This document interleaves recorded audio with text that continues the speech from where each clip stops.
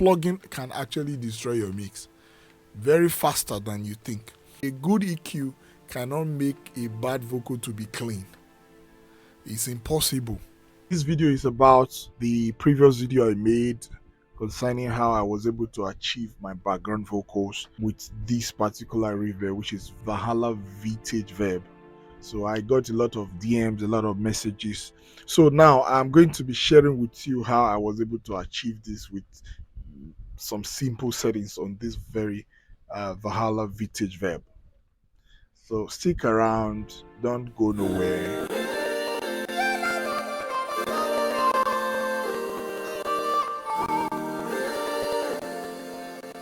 Yes, let's dive into it quickly. Stick around and grab your inspiration. This is it.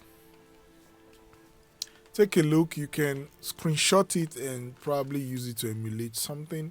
Make sure your recording is super clean. Make sure it's very clean. Make sure it's very good. It's well taken. It's well recorded, at least to an extent, before you can now begin to apply plugins to make it sound the way you want it to sound. Judging it from the context of the song, the way you want it to, come out on the song. So it's very important. So now here is what I did. Of course, you know what is mix knob, and I'm actually applying it directly to the channel, directly to the vocal, directly. So this is my decay, which means the time the reverb is going to last, and this is my pre-delay when the reverb is supposed to kick in. It doesn't need to be accurate. I can even touch it and increase it a little bit. Then it's on concert hall. It's on concert hall. Then what did I do? Another thing you should pay attention to is this attack. This attack. So this is an attack. How fast you want the reverb to kick in. This section here is the EQ. So maybe originally, if you by default it will be here. Then I have to push it further to about 15k. And this one about 200. It doesn't have to be. Again, it doesn't have to be accurate, so it can just be around there. Then the most important things I want you to pay attention, it's the decay, the pre-delay, and the attack. This is what is doing the magic. The delay, the decay, the pre-delay, and the attack. Here, this is the guy. These are the settings I actually applied here to achieving this guy.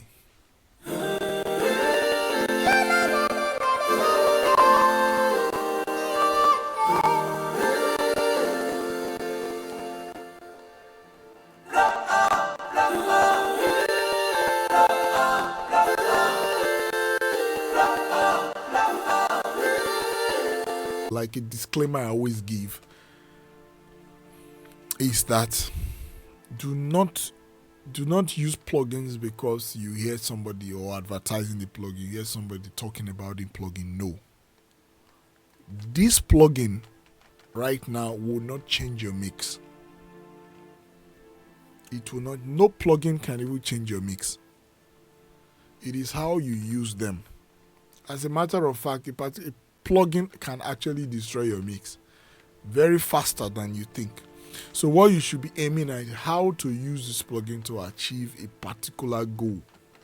How to use it to fix problem. How to use it to enhance your mix.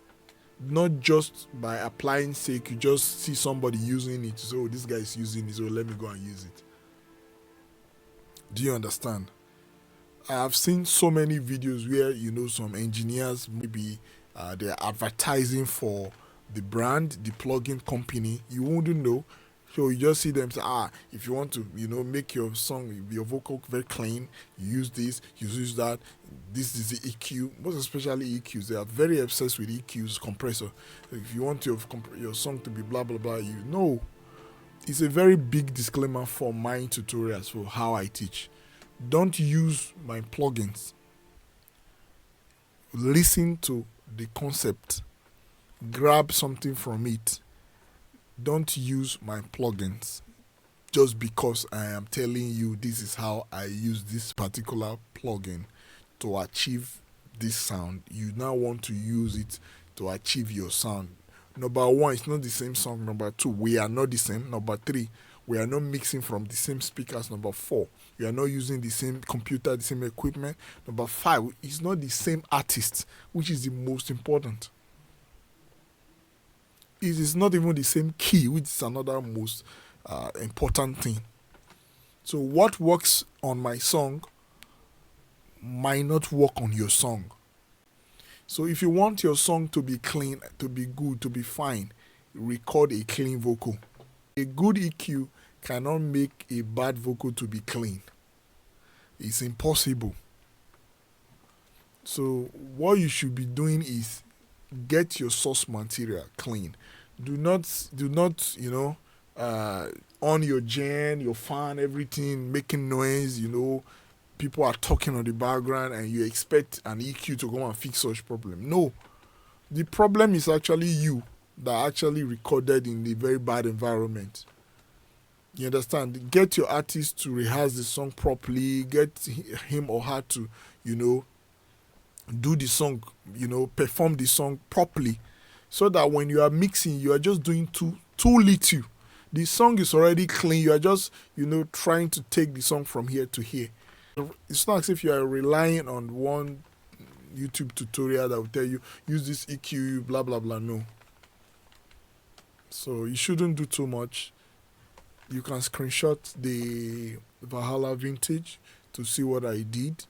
If you want to send your vocal backwards, if you want to send your vocal backwards a bit so that it doesn't, because on this very particular song I have the lead vocal singing on top of the background vocal. So I want the vocals to go backwards. So that's why I'm using this fast attack.